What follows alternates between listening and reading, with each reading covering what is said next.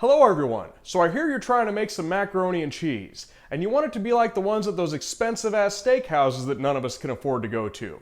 I also hear you want to do this in about 20 minutes. Well, you're in luck because today this is what we're doing. But before we get into that, here's some critical points that I want you to get out of this video.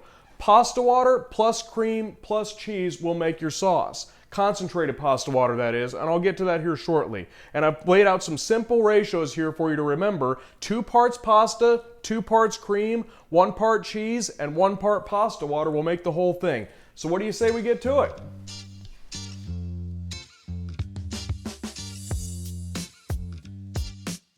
To get started, let's have a look at the ingredients. First, we've got some dry pasta, heavy cream, cheddar cheese, kosher salt, and butter. There are a few optional ingredients and steps, first of which being the breadcrumb topping. So to prepare that, I'll put a small saute pan over medium heat, and to that pan, I will add a small amount of butter, which in this case I'm using roughly 1/2 tablespoon or 1/4 ounce, or enough to coat the breadcrumbs. Doing this will promote proper heat distribution and ensure that the breadcrumbs brown evenly.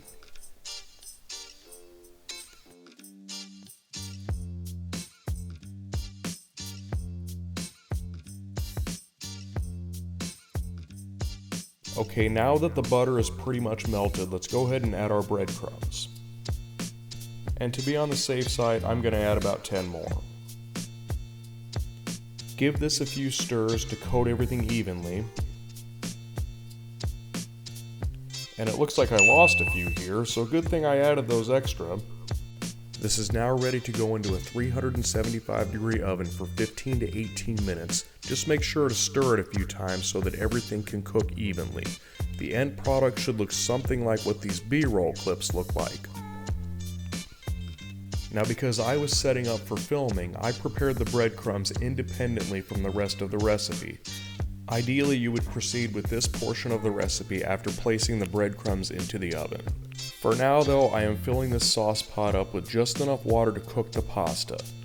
There should be enough for the pasta to properly circulate, but at the same time produce sufficient residual starch concentration to help the pasta adhere to the sauce.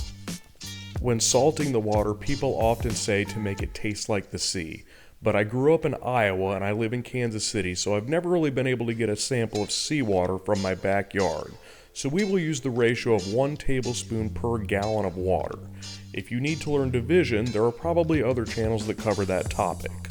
For now though, I will proceed with food being the primary topic of my channel. Once your water reaches the boiling point, you can add your pasta. Stir it up a few times until there is enough heat conducted to the bottom of the pan to circulate the pasta. While that cooks, we can get our cheese ready.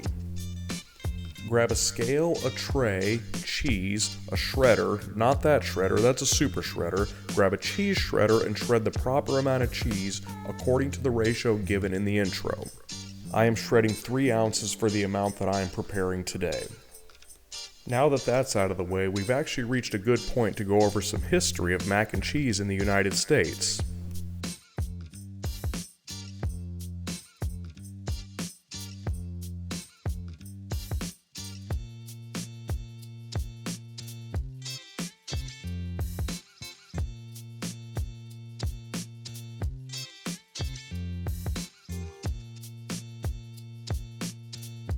Now getting back to it, you'll notice that due to the low concentration of cooking water to pasta, that we are producing a good amount of starch, which in turn will help our pasta cling to the sauce.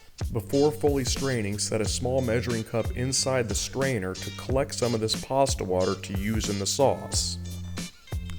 Doing this will help you make sure you don't forget this part, and I always like to gather a little bit more just in case.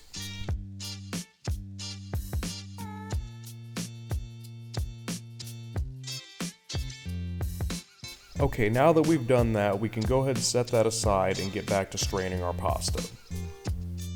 Once our pasta water is fully strained, we can bring it back over to the stovetop where we can add our pasta water and cream according to the ratios given in the intro. I will set the heat to medium and cook this until it reduces slightly and the pasta has reached an al dente consistency.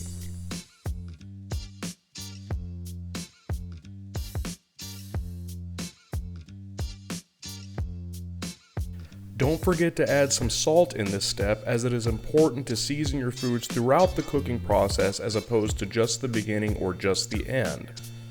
Something entirely optional is that I am choosing to add a small amount of hot sauce and a small amount of Worcester sauce to add a little bit of complexity to this dish, but that's entirely up to you.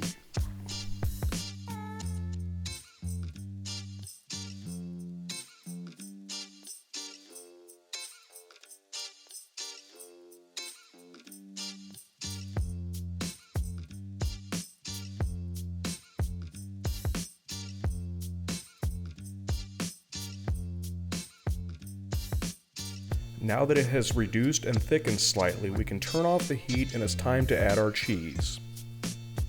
You probably noticed I am only adding one cheese. Often adding multiple cheeses can become redundant very quickly.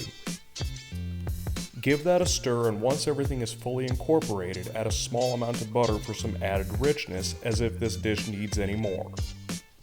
Once it looks something like this, we're ready to plate it up. Wait, stop. Why is that a different pan? Oh yeah, I forgot to focus the camera and had to film that part again. Anyway, resume.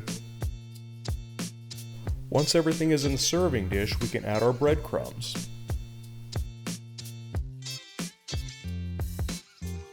And there you have it, a steakhouse style mac and cheese that should come together in about 20 minutes if you do everything right.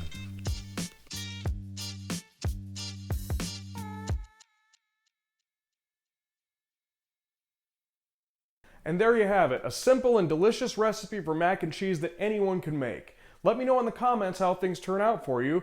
Until next time, have a good day.